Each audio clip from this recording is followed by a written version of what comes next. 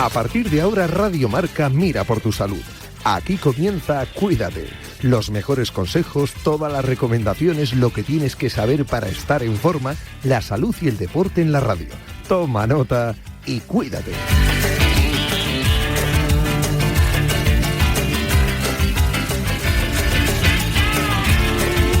Saludos, ¿qué tal? Buenas tardes, bienvenidos a Cuídate Salud, la hora de la salud. Ya lo sabes, alarma, ¿eh? De 3 a 4 de la tarde. Aprendemos un montón de cosas y hoy no va a ser menos. De hecho, va a ser mucho lo que vamos a tratar hoy en el programa. Primero vamos a hablar un poquito del corazón. Una campaña que yo tengo ahí en la cabeza que quería traer aquí al programa. Siente tu ritmo, tómate el pulso. Vamos a hablar de arritmias. Y es que 1 de cada 3 personas desarrollará fibrilación auricular a lo largo de su vida. Vamos a hablar de la arritmia cardíaca. ¿Qué es lo que tenemos que hacer? ¿Qué es los síntomas? Saber reconocerla, cómo actuar, cambia nuestra vida, no cambia nuestra vida. Es decir, toda esa información muy bien explicada en el programa de hoy. Después, ya sabes también que faltaba Patricia Gutiérrez por pasarse por este programa esta semana, nuestra psicóloga de cabecera. Hoy vamos a hablar de emociones. Yo recomiendo que no os perdáis el programa de hoy. Desde luego, siempre Patricia con sus guías, con sus herramientas, hablando un poquito de situaciones normales que podemos vivir todos, donde podemos reconocernos, nos da herramientas pues para poder ir entrenando ese bienestar mental, alcanzarlo con un entrenamiento. Así que el programa de hoy yo creo que es algo que es común a todos y que nos va a venir muy bien. Arritmias y emociones. Todo tiene que ver un poquito con el corazón también. En el caso de las emociones, también con la cabeza, con los recuerdos y con esas sensaciones. Bueno, vamos a empezar el programa, que yo no quiero quitar tiempo a nuestros invitados y protagonistas. Y recordaros que la próxima semana, en Tiempo de la Consulta, abrimos consulta de fisioterapia con Darío Vaquero, por si desde este mismo momento queréis ir reservando turno o enviarnos vuestra consulta a través del correo electrónico cuídate@radiomarca.com. A esta hora empezamos Cuídate. Oye, para los que tenemos jardín, ¿existe una alarma que pueda protegernos si saltan la valla? Claro que sí. La alarma de Securitas Direct con sus nuevos detectores de exterior. Si alguien se cuela en el jardín, identificamos con inteligencia artificial si es un intruso para avisar a la policía de inmediato. Pero mi perro está siempre fuera. ¿Saltará la alarma? ¿Qué va? Nuestros detectores distinguen entre animales y personas. Alarma conectada. Cierra la puerta a robos y ocupaciones con la alarma de Securitas Direct con cerradura inteligente. Llama al 900-103-104.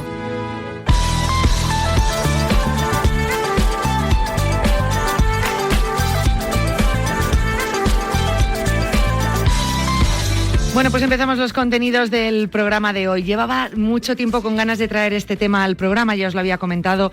Hace un tiempo estuve en la Fundación Española del Corazón en una charla pues que ofrecieron con la prensa para dar una serie de datos e información que tenía que ver con la fibrilación auricular en una campaña que se llama Siente tu ritmo, tómate el pulso. Estaba yo pensando si esta sintonía que ha elegido Dani podemos seguir ese ritmo, que seguro, porque todas las canciones tienen un ritmo, y de esa manera seguir que nuestro corazón siga con su pulso, ¿no? Y seguir el ritmo de la canción. No lo sé, porque yo de música sé bastante poco, aunque en aquella charla quedó muy claro que está bastante vinculado. Yo quería acercar un poco la fibrilación articular para saber qué es, cómo reconocerla, cuáles son los síntomas, por qué es tan importante diagnosticarlo, porque 1 de cada 3 personas desarrollará fibrilación auricular a lo largo de su vida y 1 de cada 3 personas es mucho, con lo cual tenemos que estar informados, tenemos que saber de qué estamos hablando y tenemos que saber reconocerlo. Para hablar de este tema estamos con el doctor Tomás Datino. Él es jefe de unidad de arritmias en el Hospital Quirón Salud de Pozuelo y en Ruber Juan Bravo. Además, es presidente de la asociación Ritmo Cardíaco. Lo he dicho bien, ¿verdad, doctor Datino? Buenas tardes. Sí, lo has dicho perfecto. Buenas tardes. Perfecto, presidente de la asociación Ritmo Cardíaco. No sé si en su caso sabe mucho de música o no, o es como yo. Sí, un poco de música toco también. Tengo una banda y coincide. No es tan raro que los que nos dedicamos a las arritmias hagamos cosas de música. De hecho, en los últimos congresos se ha puesto de moda que hasta que toquen allí en directo los propios arritmólogos. O sea que sí que está muy, muy relacionado. Qué bueno, claro, porque siempre se ha hablado del ritmo, ¿no? De la música, de las pulsaciones. De hecho, esta campaña un poco hablaba de ello. Siente tu ritmo, tómate el pulso. E incluso aquí en Cuídate alguna vez hemos hablado que a la hora de entrenar, cuando hablamos de actividad física, es bueno acompañarte de música y acompasar un poco tu entrenamiento con la música. O sea que al final la música tiene mucho de salud. Y si ahora pues vemos que muchos doctores que se dedican a las arritmias también están familiarizados con algún instrumento, pues su razón de ser tiene que tener. Doctor, hablamos de fibrilación auricular y decía que 1 de cada 3 personas la desarrollará a lo largo de su vida. Claro, a mí me sorprendía mucho esta cifra porque lo veo tremendamente alto, una incidencia muy alta. Sí, en realidad lo que la campaña dice es que en general 1 de cada 3 personas van a tener una arritmia. La más frecuente es la fibrilación auricular.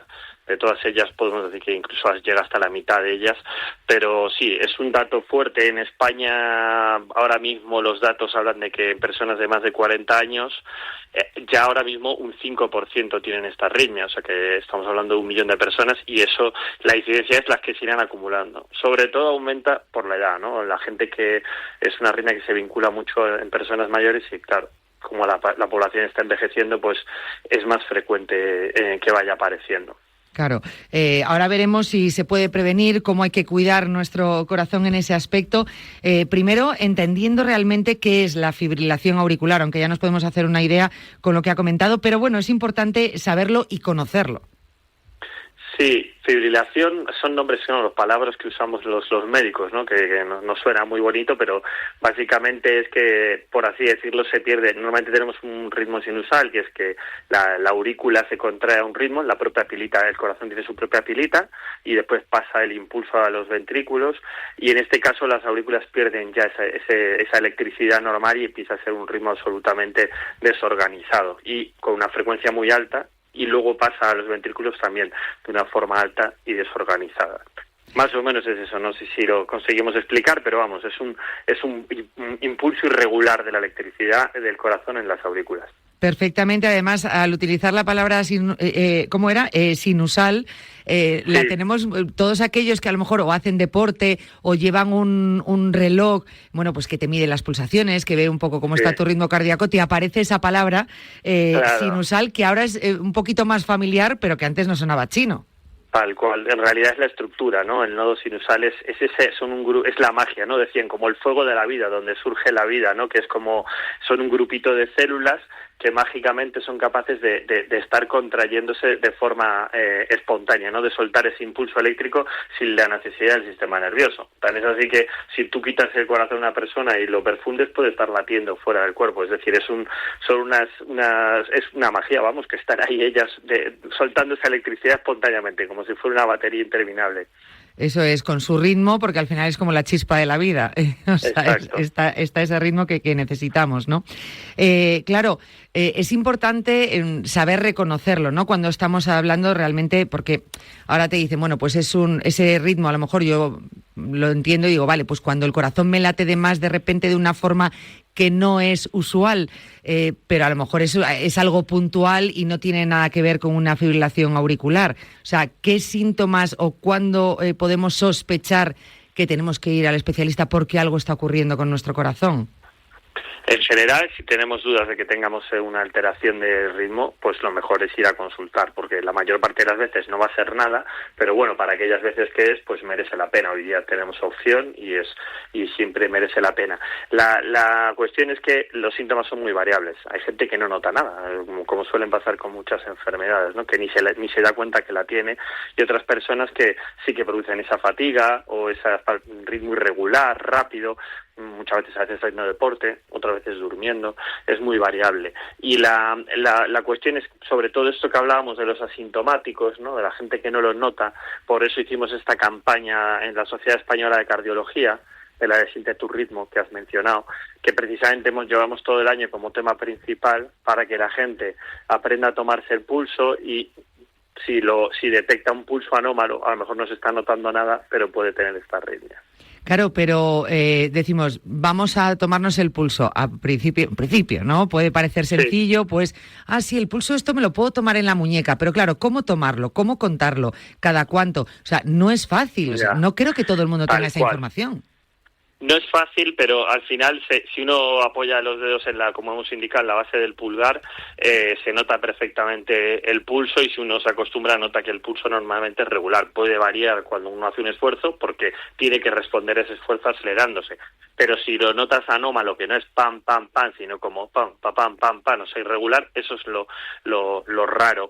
Y por otro lado, hoy día, como ya también has comentado, casi todo el mundo empieza a tener ya dispositivos inteligentes, que relojes y otro tipo de dispositivos electrónicos que nos dicen si el pulso, muchas veces te manda un informe, posible fibrilación auricular, posible arritmia, incluso los aparatitos que miden la tensión, ¿no? La gente mayor a lo mejor no está tan familiarizada con estos dispositivos electrónicos, pero los aparatitos que miden la tensión a veces avisan también. Pulso irregular, es decir, todo eso son datos que nos llevarían a consultar, como decíamos. Claro, muchos dirán, vale, pues aprender a tomarse el pulso. Me parece muy importante una cosa que ha dicho, que a veces estamos tocando toda la muñeca hasta que empezamos a notar un ritmo, es en la base del pulgar. Nunca nadie me lo había explicado así, con la base de pulgar he ido a poner los dedos y directamente lo he notado rápido, no he tenido que buscar más.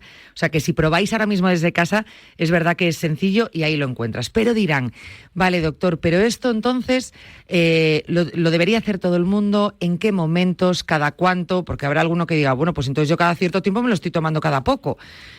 Y entre los agobios, claro. Ya, los que estamos con esto, yo a veces no me doy cuenta y tengo la mano puesta ahí, pero bueno, básicamente tampoco se trata de generar ni gente que esté obsesionada ni hipocondríaca, porque también te puede pasar que simplemente, pues alguna vez lo has hecho, pues te lo tomas, o vas a hacer deporte, pues me lo noto como para aprenderlo, pero no hace falta estar todo el día. Igual que la tensión arterial, pues la gente que no es hipertensa una vez al mes se la puede tomar por ir viendo que va bien, pues lo mismo, esto de vez en cuando, pues vas a hacer deporte o estás tranquilo en casa, pues te lo notas, ya está, no tiene más, no hay que volverse loco, mejor hacerlo alguna vez que nunca, me refiero, porque al final sí, con que alguno lo detectes, pues mira, eso que hemos ganado. Y alguno también puede pensar y decir, bueno, doctor, y si justo en el momento que me está ocurriendo no me he tomado el pulso y cuando me lo tomo no tengo ningún problema, ¿cómo lo sé? Eso es la medicina, pero bueno, no pasa nada. O sea, lo que digo, al final esto es lo que se llama diagnóstico oportunista. Muchas veces eso lo saben los médicos de familia, y cuando las personas van a una consulta médico de familia, pues cuando te toman la tensión, se ve, o te toman el pulso y ellos lo ven. Es eso, pues por lo menos si sabes que esa ventanita de tiempo que lo has mirado, pues si la arritmia se mantiene más fija y prolongada, la detectas. Es verdad que a veces la arritmia dura poquito y termina sola y no la puedes ver, pero bueno, a día de hoy es imposible hacer todos los diagnósticos, pero cuanto más hagamos, mejor. Por eso hablábamos eso de que es tan frecuente, pero que ni siquiera sabemos la prevalencia, porque al final es imposible diagnosticar todos los casos. Efectivamente, de hecho, bueno, hablando ahora del diagnóstico oportunista, era una cosa que me había apuntado aquel día que tuvimos ese desayuno en la Fundación Española del Corazón, porque hablaron, incluso contaban casos pues de un paciente que yendo al alergólogo, pues al final terminó no siendo diagnosticado con, o por ejemplo otro que notaba que se ahogaba mucho y fue y pensó que era el tabaco y al final era el tema de esta fibrilación, bueno, de las arritmias, ¿no? Sí. O sea, que puede ser, bueno, pues de esa forma que se ha diagnosticado porque nosotros no hayamos notado nada. No sé si a la hora de poder ser un posible paciente hay que tener en cuenta la predisposición genética o hay factores de riesgo que nos sitúen o nos hagan más propensos a padecerlo. Sí, a ver, predisposición genética hay en todo, porque al fin y al cabo, pues la carga que traemos de nuestros padres hace que nos parezcamos a ellos en lo bueno y en lo malo. Entonces, evidentemente, siempre si has tenido algún familiar con alguna enfermedad, algo más de riesgo tienes. No es una relación directa, no es decir, oye, el 50% de los que tienen un padre o una madre con fibrilación auricular lo van a tener. No, para nada, no. Lo que pasa es que como es tan frecuente la arritmia, también lo tiene gente que no tiene la herencia, pues no se tiene tanto en cuenta eso. Las recomendaciones son en general para todo el mundo. Y las otras patologías o las otras situaciones que pueden favorecerlas son muchísimas, ¿no? Por ejemplo, el sobrepeso, la hipertensión, que ya la hemos mencionado, la diabetes, un conjunto, todas esas cosas que llamamos factores de riesgo cardiovascular. Y diría más, hay una situación que a lo mejor la gente no la tiene tan incluida y no se dice tanto, pero es el propio deporte, ¿no?, de la gente de élite, sobre todo ahora que estamos aquí con esta entrevista en esta radio. Y me apetecía también decirlo, ¿no? La gente que hace mucho deporte tiene riesgo de tener esta fibrilación auricular de una forma, una variante que es específica o típica de la gente que hace deporte, ya se ha estudiado. Así que yo sobre todo lo que digo es que a veces se piensa uno que cuando hace mucho deporte no tiene riesgo de tener problemas de corazón, y no es así. Es verdad que es sano y nosotros no vamos a decir nunca, no vamos a mandar un mensaje de que no hay que hacerlo, sino para todo es bueno hacer deporte y está bien. Pero sí recomendaría que eso que decías, que estás haciendo deporte, te falta algún ritmo irregular o alguna arritmia, que consultes, que no lo dejes porque digas yo soy una persona sana y no tengo ningún problema.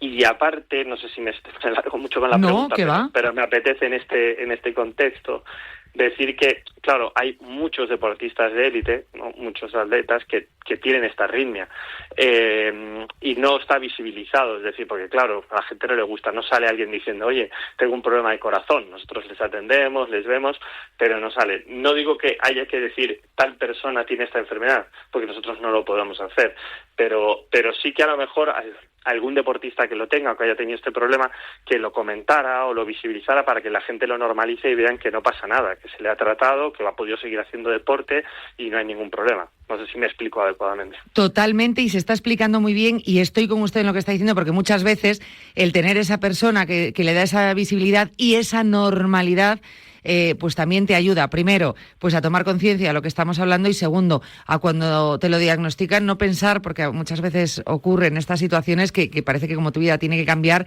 y ya para siempre, ¿no? Y ya tienes que parar y tu vida no va a ser normal y Dios mío, ¿qué hago a partir de ahora?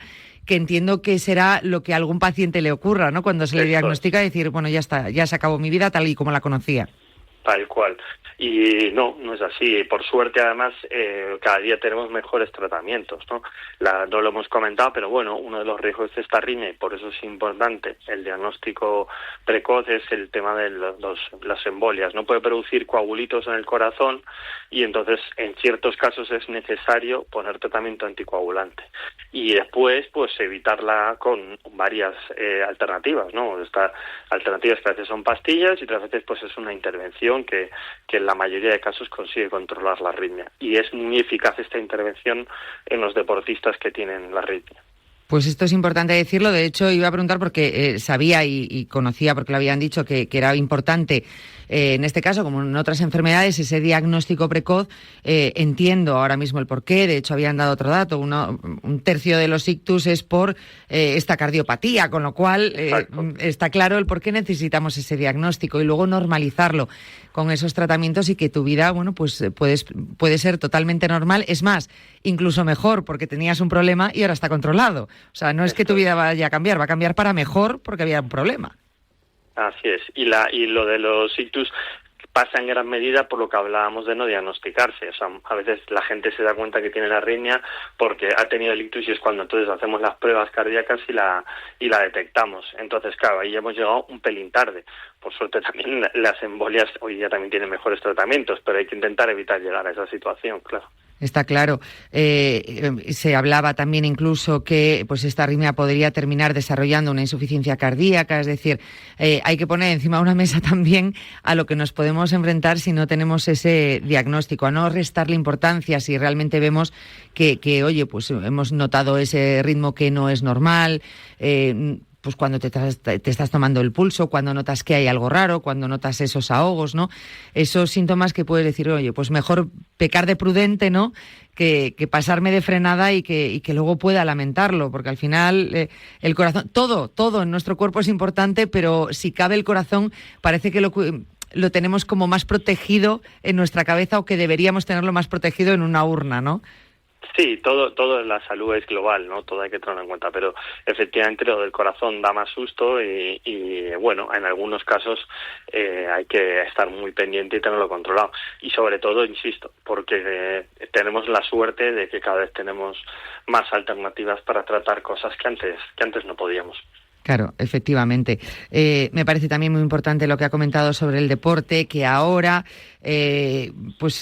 sí, hábitos de vida saludables, más o menos sabemos cuáles son, ¿no? Lo que tenemos que hacer, pero en cuestión de deporte a veces nos pasamos, llevamos a nuestro cuerpo a un límite que no deberíamos, y deporte hay que hacer en todos los casos, pero siempre procurando no superar ciertos límites, que de no hacer nada a veces pasamos a querer hacerlo todo.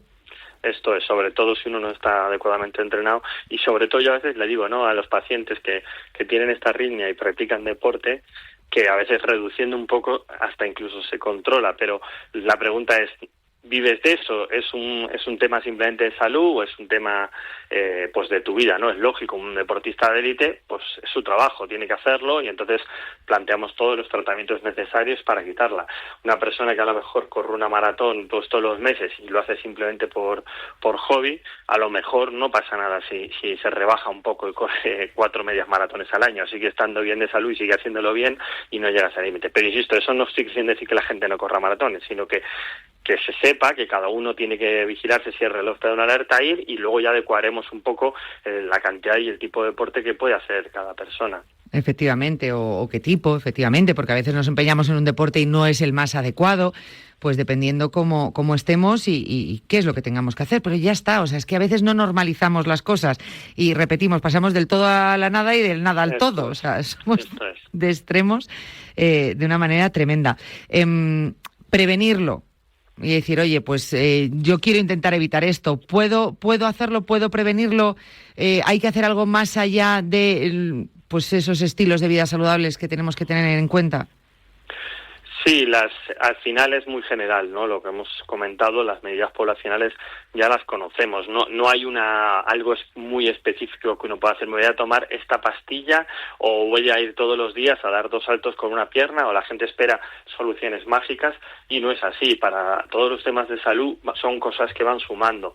El sobrepeso va muy mal para esto. Muchas veces la gente que tiene sobrepeso respira mal por la noche, tiene apneas del sueño, y eso también se asocia con esta arritmia. Entonces perder el control del peso, el no tener sobrepeso es bueno para la salud, y más para esta arritmia. Como digo, la tensión arterial, para la gente que es hipertensa, si no se te controla la tensión, se dilatan las aurículas, y esto también favorece la arritmia. El hacer deporte, pero como digo, bien hecho, de una forma un poco reglada y asesorado, también es muy sano. Y muchas más cosas, ¿no? Controlar la diabetes, otros problemas como pueden ser los problemas renales y tal, pero eso ya corresponde a los médicos especialistas. Como medidas de salud globales, comer bien, no pasarse de peso y controlarse la tensión, yo creo que serían las recomendaciones más un poco así generales. Pues yo creo que es una forma muy sencilla, si somos conscientes de esto, de llevar una vida sana por un lado y de poder controlar ese compás de nuestro corazón. Me recuerdo el spot, todavía lo tengo en mi cabeza, que nos mostraron aquel día, de tu corazón puede perder el compás, ¿no? Toma tu pulso. Tal cual. Seguimos todo el año con la campaña. Esto es. Hemos estado ahora en el Congreso Nacional de Arritmias en Tarragona, y lo hicimos allí en el Hospital de Tarragona también. Salimos con los estudiantes a explicarles cómo tomar el pulso, y vamos a seguir todo el año concienciando, que es el tema central este año de la Sociedad Española de Cardiología. Así que nada, invito a toda la gente que se quiera informar, y si no, como tenéis mi contacto, que me contacten si tienen alguna duda o algo, que nosotros encantados, a través de la Sociedad Española o a través del hospital, les respondemos las dudas. Pues nosotros vamos a estar recordando durante todo el año. En la próxima temporada, en septiembre, volveremos con ello para controlar ese compás, para no perder el compás, tomar el pulso, hacerlo de manera adecuada, y luego, pues efectivamente, con toda la información que puede ofrecer cada uno, su especialista, su médico, pero desde la Sociedad Española de Cardiología, desde la Fundación Española del Corazón, pues la verdad que es una maravilla, y explicar cosas tan sencillas, tan rutinarias y tan a la mano de todos, ¿no? Que merece la pena, porque al final es por tu salud, por el futuro, y es lo que nos toca a todos. Doctor Tomás Datino, muchas muchísimas gracias por haber estado con nosotros. No estaría mal al principio de temporada volver a recordar estas recomendaciones, que es importante cada cierto tiempo. No una vez y dejarlo en el olvido, que luego parece o le restamos la importancia que tiene. Pues cada cierto tiempo recordarlo. Igual que con esas pruebas médicas. Os agradezco yo que me permitáis participar y colaborar en todo esto que es salud de la población, y contad conmigo si quieres repetir lo que sea o que hablemos de otro tema. Yo encantado. Perfecto, gracias, doctor. Un abrazo enorme. Un saludo, hasta luego. Un saludo. Doctor Tomás Datino, presidente de la Asociación Ritmo Cardíaco, además de jefe de la unidad de arritmias de Quirón Salud Pozuelo, Ruber Juan Bravo. Y de verdad, yo me acuerdo que estuve con el doctor Datino en aquel desayuno en la Fundación Española del Corazón, y a mí me parece que lo explicaba tan bien, tan cercano y con tanta normalidad, que muchas veces hay que darle a estas cosas, pues eso, no asustarnos, pero tener en cuenta, tener esa información, saber cómo emplearla a nuestro favor, y en este caso con algo tan sencillo como es tomar tu pulso. Continuamos. Todos los domingos por la noche tienes una cita con David Luzago en Marca Póker. El deporte del naipe en la radio del deporte. Descubren células madre. Arranca 1995. Llega la inteligencia artificial. La sociedad avanza y la publicidad con ella. Por eso en Autocontrol, anunciantes, agencias y medios, llevamos más de 30 años evolucionando para seguir cuidando de que la publicidad que recibes sea leal, legal, honesta y veraz. Autocontrol, por una publicidad responsable. Descubre el periodismo deportivo como nunca antes lo has conocido. En nuestro Máster Marca, con enfoque práctico, tendrás la oportunidad de aprender con los periodistas de marca y de conocer a los grandes del deporte. No te pierdas esta oportunidad de estar a la vanguardia de las tendencias en periodismo deportivo. Puedes cursar el máster en Madrid o desde cualquier ciudad del mundo, porque el Máster Marca también se ofrece en modalidad online. Más información en www.escuelaunidadeditorial.es.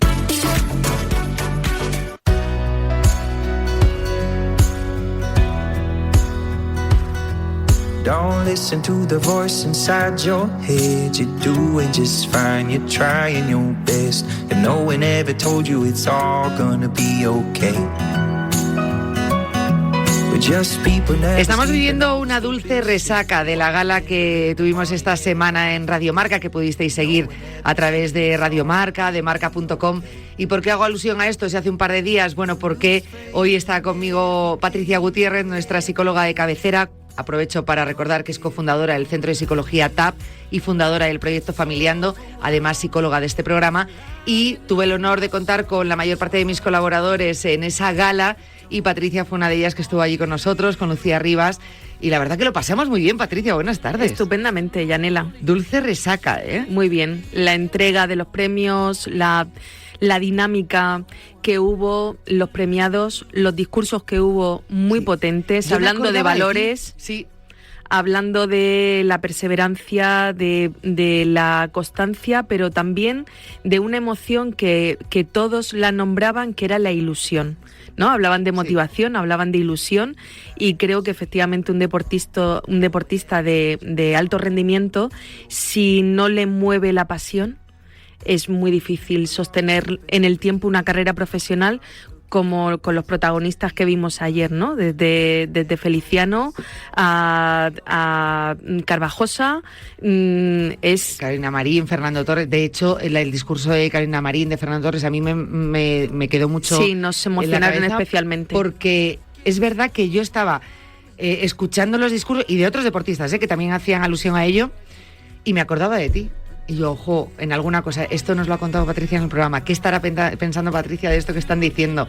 Porque era total, o sea, sacar esos valores que son tan importantes. Sí, Carolina Marín en su discurso habló claramente de valores, de los valores que a ella le han movido, ¿no? Le han dado direccionalidad, y esto es lo que nosotras hemos hablado en este espacio tantas veces, ¿no? La protección que nos otorgan y la capacidad de acción que nos proporcionan.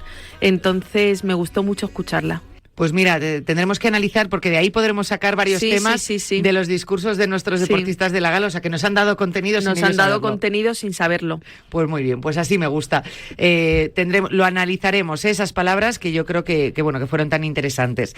Hoy nos vamos a meter en un tema, a mí, fíjate, me llama mucho la atención y tengo muchas dudas y preguntas, que es la memoria emocional. La memoria emocional. Porque al final, memoria, pues al final es recuerdos. Sí.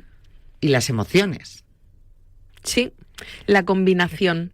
Sí, porque como lo leas, o sea, ahora mismo lo estaba diciendo y fíjate, cuando propusiste el tema lo miraba en positivo y ahora también lo estoy mirando según lo estoy verbalizando con nostalgia y con un poco de tristeza. Entonces no sé si tengo las emociones ahí muy en picos. Pues fíjate que esta es una de las cosas que nos pasan. Vamos a entender bien qué es la memoria emocional, qué función tiene. Vamos a empezar, como siempre nos gusta, en definición. Y para entender qué es la memoria emocional, empezamos con el concepto y luego ya vamos desgranando y vamos viendo el para qué y el sentido que tiene y la función que cumple en nuestras vidas. La memoria emocional es la capacidad de aprender, almacenar y recuperar información asociada a experiencias emocionales.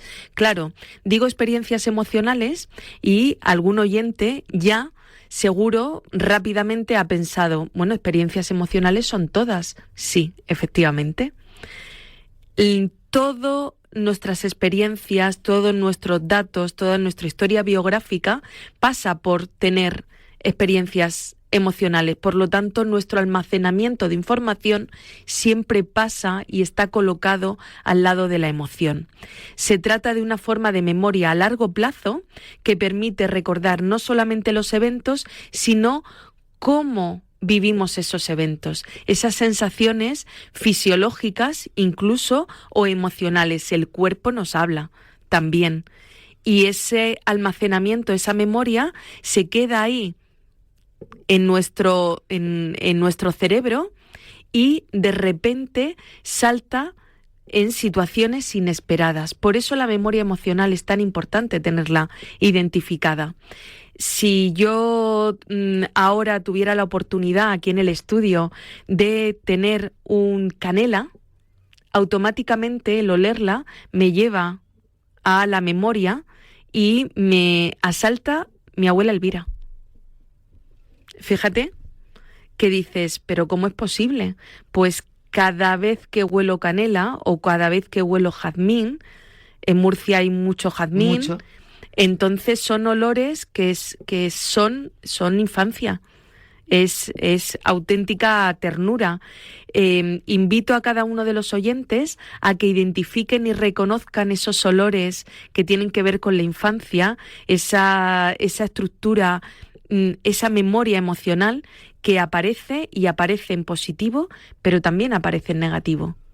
Entonces, lo importante es identificar de dónde, cuándo sentí esa sensación la primera vez, de dónde viene, de dónde proviene, si me daña, si me alivia, ¿qué sucede? ¿Por qué? Porque vamos a tener mayor equilibrio, mayor bienestar, mayor salud mental, que esta es nuestra sección. Estamos en una sección de salud mental. Por lo tanto, lo que queremos siempre es buscar ¿qué es? El equilibrio y el bienestar. Si no tenemos localizada la memoria emocional y si no sabemos qué nos pasa en esa estructura de memoria emocional, no podemos gestionar nuestro mundo, el actual. Hemos hablado de memoria a largo plazo, pero eso está, los recuerdos están, y la activación fisiológica que yo viví en un momento determinado aparece ahora. Claro, ¿por qué es importante saber cómo funciona, qué está involucrado, cuáles son esas características de la memoria emocional? Tenemos nuestro sistema límbico, no voy a entrar en una explicación muy neurocientífica, pero sí que necesitamos entender cómo funciona nuestro cerebro. Nuestro sistema límbico, que está conectado con la amígdala es la parte de nuestro cerebro que gestiona las emociones, está constantemente mandando información emocional. Nos manda constantemente información emocional. Hay muchas personas que hablan del olor al café por la mañana, que ya me activa. Ya automáticamente oler a café ya es como si me lo hubiese tomado. ¿Eso por qué pasa? Además, es duradera y resistente al olvido. La memoria emocional no tiene olvido y eso lo vemos con las personas mayores. Eso te iba a decir.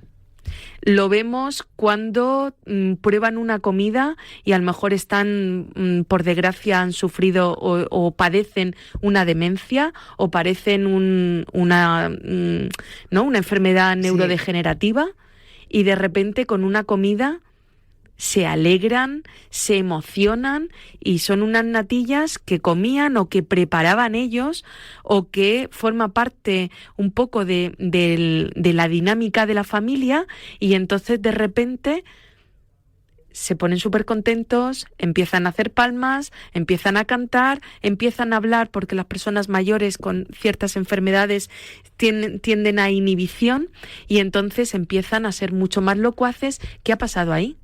Si son unas natillas, pues que se ha despertado una parte de la memoria emocional donde han recordado y han conectado de una manera instantánea, de una manera muy instintiva, con recuerdos del pasado en positivo. O sea, que aparece sin tú buscarlo, de manera consciente decirle, claro, porque dices, vale, pues de manera consciente yo a mi cerebro le estoy diciendo, recuerda esto, no. O sea, te viene y ya está. Ya está. Lo hemos visto pues con personas con Alzheimer, por ejemplo, siempre algún vídeo seguro que habéis visto en redes sociales donde con una música o una canción determinada se han emocionado. Eso es. Por eso no sabemos lo importante que es tener trabajada, identificada, incluso entrenada la memoria emocional, porque forma parte de nosotros y casi no le damos importancia.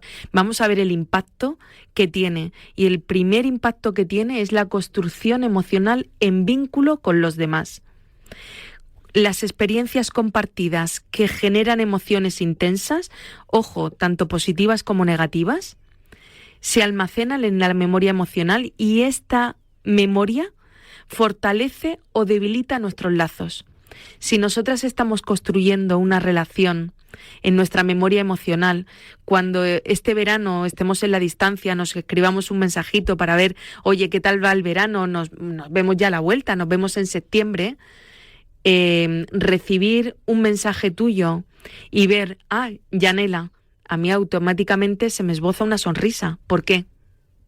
¡Qué bonito! Porque mi memoria emocional contigo está construida desde lo positivo. Por lo tanto, nuestras experiencias, nuestro vínculo, nuestro lazo pasa de una estructura profesional y de tener un espacio laboral a una estructura de un vínculo afectivo, de confianza, de comprender, ¿no? De usar una misma estructura, un mismo lenguaje.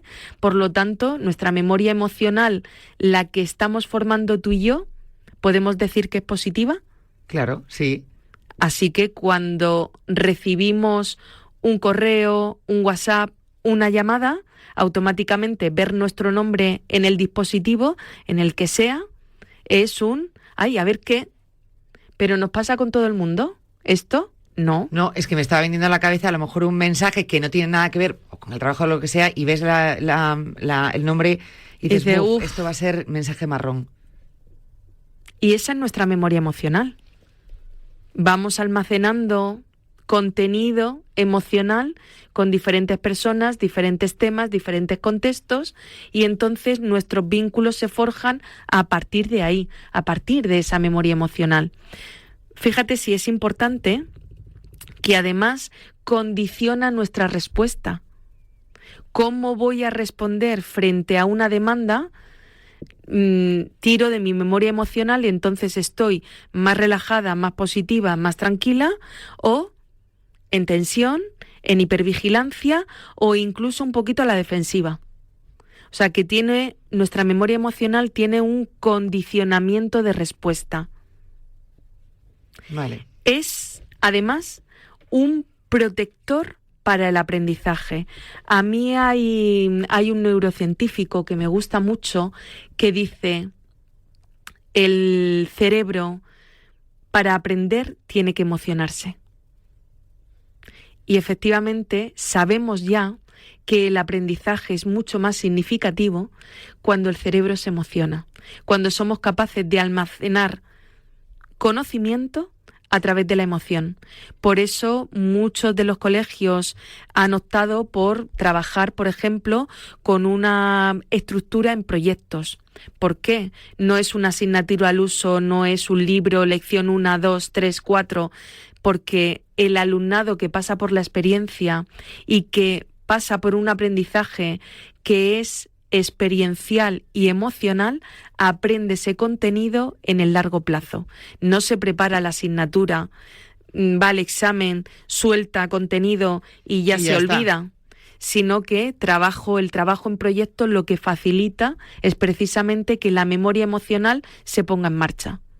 El involucrarte en ese aprendizaje, el que no sea, bueno, me han dado un testaco, me lo aprendo de memoria y ya está. Y lo suelto, pero eso es memoria que llamamos a corto plazo o a medio largo plazo. Y que te convierte más en una máquina, en tu cerebro en ese momento en modo computadora, procesar datos sobre todo ese contenido, cuando tú quieres hacer una generalización y quieres usarlo para otra asignatura o para una parte de tu vida, ese contenido no está.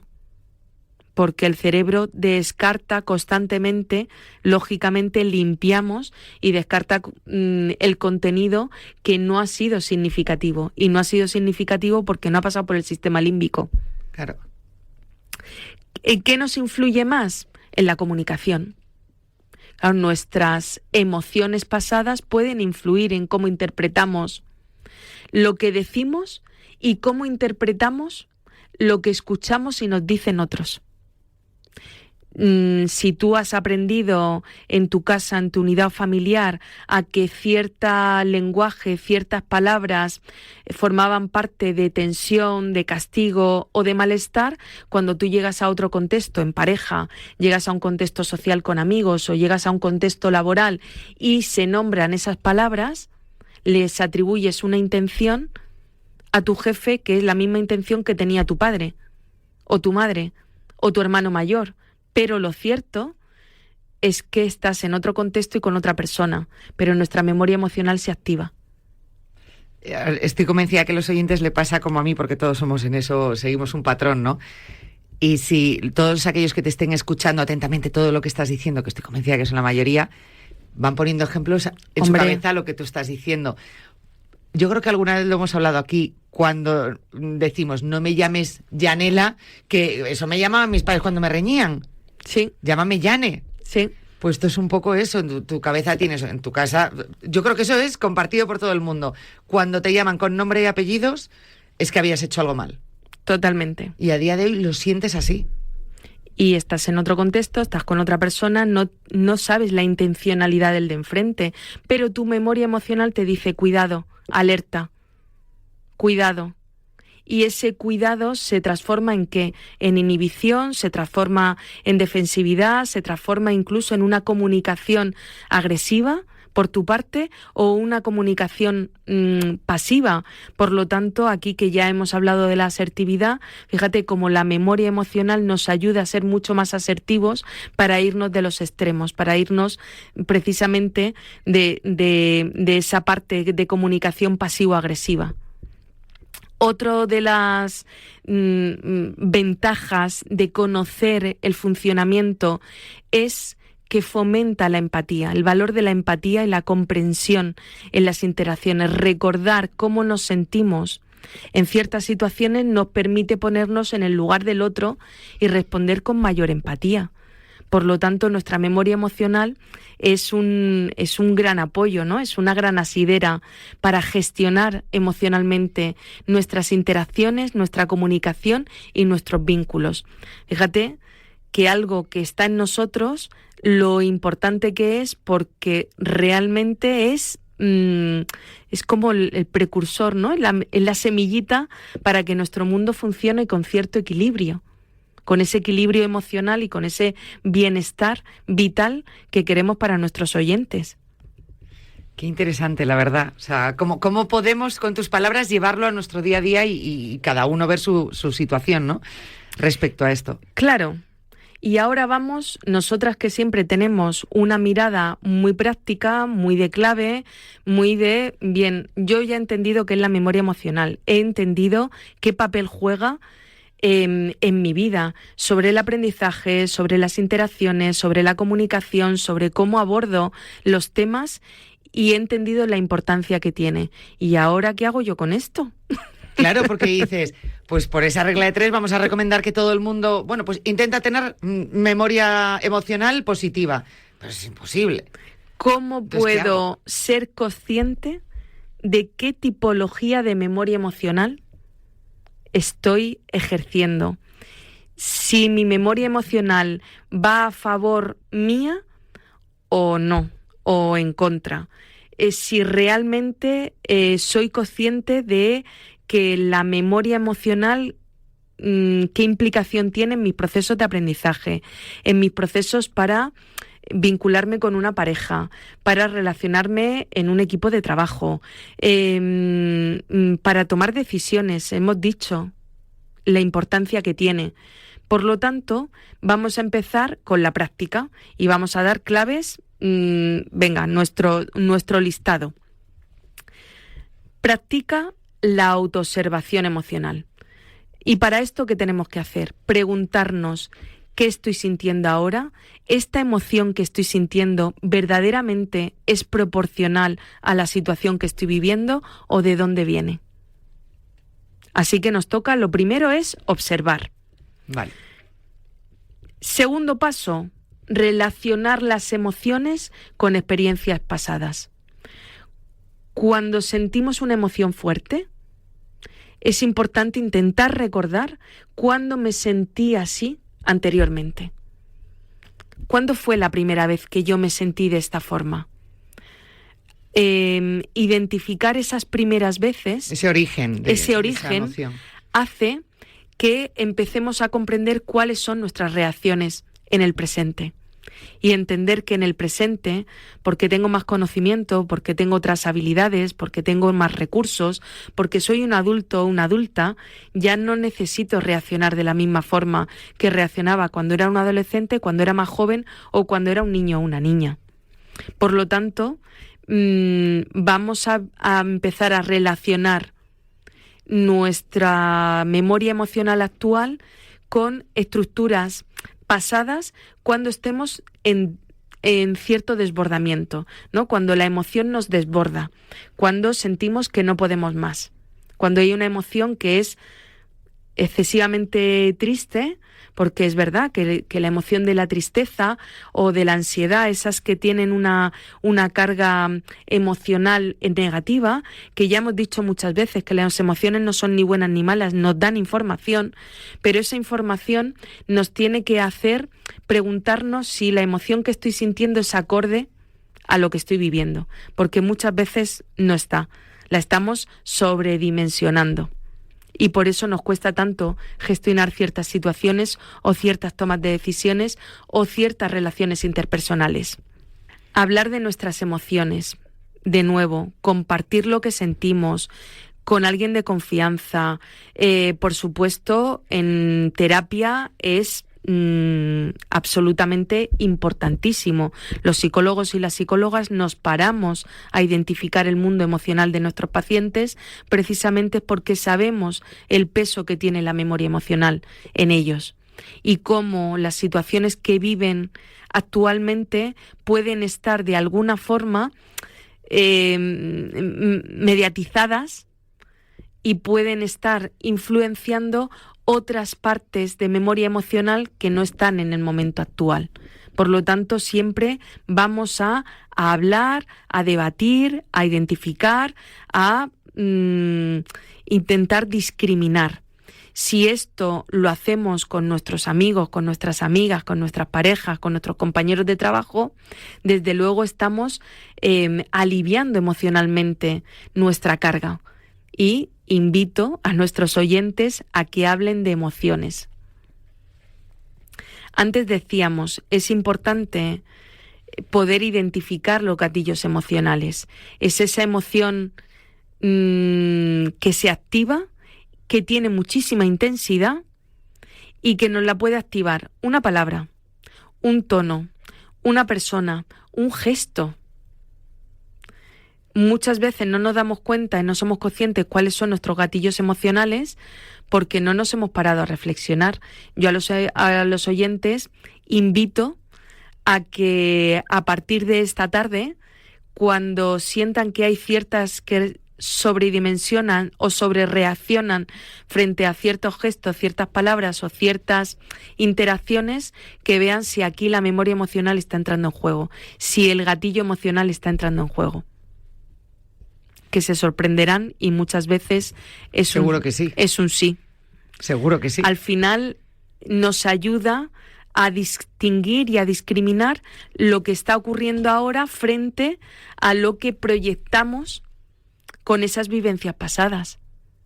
En eso andamos constantemente, ¿no? Nuestra memoria emocional, cuando es positiva, y hemos puesto el ejemplo de nuestro mensaje este verano, que positivo, o el olor a canela o a jazmín, que para mí es infancia, es familia y es hogar, pero también puedo tener recuerdos en negativo. Negativos, claro.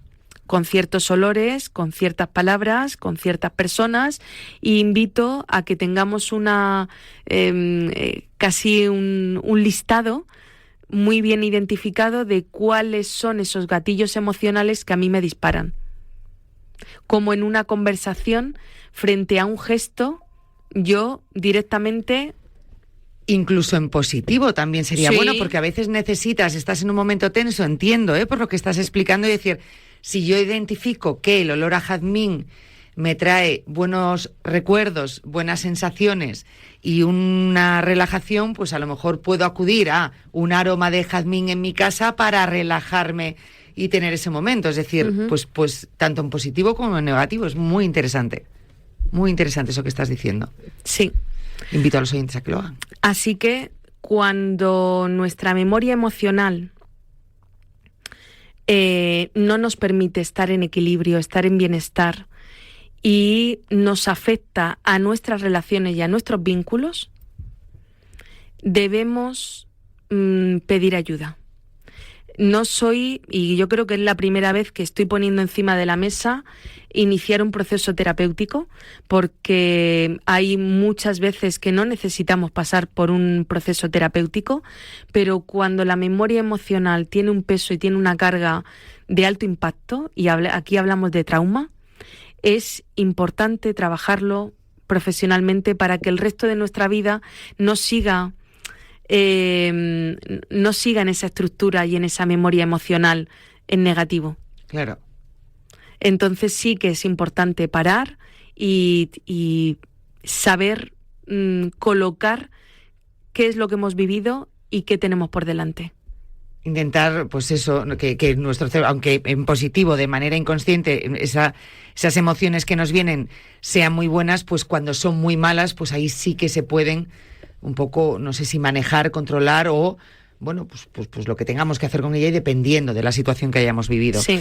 Me parece muy interesante, Yo me vas a permitir la licencia, Yanela, sí, de tener ahora un recuerdo y una memoria emocional. No quiero emocionarme mucho, pero no sé cuánto de fácil será. Este próximo domingo, 15 de junio, hay una carrera solidaria, se llama Kilómetros frente al cáncer, y lo organiza el Servicio de Oncología de la Fundación Investigación e Innovación Biomédica del Hospital Universitario Infanta Sofía y el Hospital Universitario de Henares. Es una carrera solidaria para todos, para todas las familias. De hecho, este domingo, en memoria de una muy buena amiga que falleció hace muy poco tiempo, ella estaba participando en promover y en hacer que toda la recaudación de los dorsales fuera para algo tan importante como la ayuda contra el cáncer. Mira, me emociona. Pero es normal. Sí, es normal. Esta es la memoria emocional. Y allí vamos a estar en su memoria, toda la familia, su marido Manu, sus hijos, Pablo, Íñigo, y todos los amigos que la adorábamos y la queríamos muchísimo. Y invito a todos los oyentes a que se animen. Es una carrera, son 2 kilómetros, 5 kilómetros, 10 kilómetros, cada uno lo que pueda, pero lo importante es visibilizar esta realidad y poder, atajar como podamos esta enfermedad del siglo XXI que nos azota, que somos muchos los que hemos perdido amigos, familia, frente al cáncer, y tenemos que seguir luchando. Entonces yo quería tirar de esa memoria emocional para invitar a que seamos solidarios con esta carrera de kilómetros frente al cáncer, y sobre todo a recordar a nuestra amiga María del Valle, que era un ser especial. Y que ha tirado de esa memoria emocional para ti. Es muy bonito esto que estás diciendo. Aparte, es verdad, tienes toda la razón. Pues es una enfermedad que por desgracia, y las cifras pues son así, ¿no? Habla de aquí a 10 años, a 10 y a 30 años, prácticamente todo el mundo va a padecer esta enfermedad, sobre la que hay que seguir investigando, cada vez se está consiguiendo más cosas, pero todavía falta muchísimo trabajo. Y bueno, pues esa lucha que entonces inició viviendo esa propia enfermedad María del Valle, pues y la de tantas personas, ¿no? Pues que se pueda continuar, ¿no? Que la labor que está haciendo la fundación, toda la recaudación del evento, toda íntegramente, y esto es importante, será destinada a la investigación contra el cáncer y a promover el ejercicio físico como hábito de vida saludable y de prevención y tratamiento del cáncer. Y simplemente ya decir que la salida y la llegada es en el recinto ferial de la Marina, en San Sebastián de los Reyes, ¿vale? Y que allí estaremos el domingo. Pues aquí en Madrid, ¿es por la mañana? Por la mañana. En San Sebastián de los Reyes. Entiendo que se podrán meter en página web. Sí, en la página web, kilómetrosfrentealcáncer.org.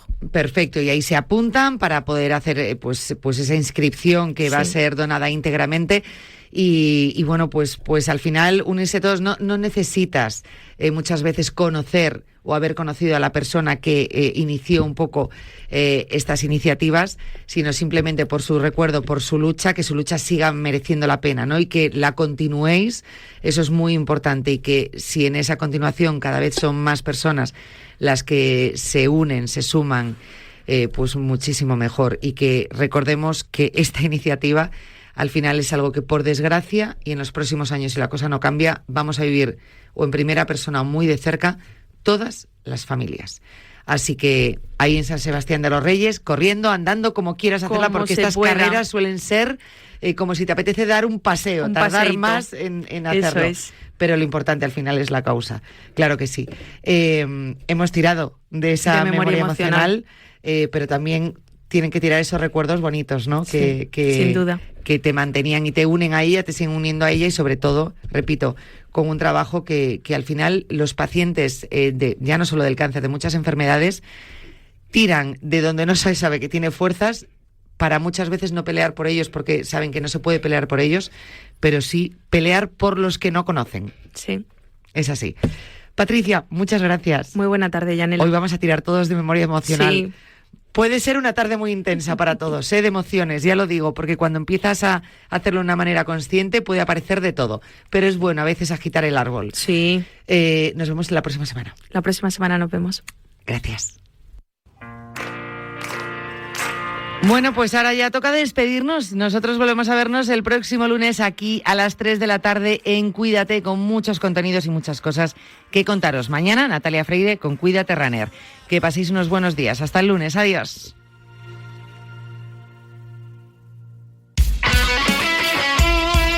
El deporte es nuestro. Radio Marca.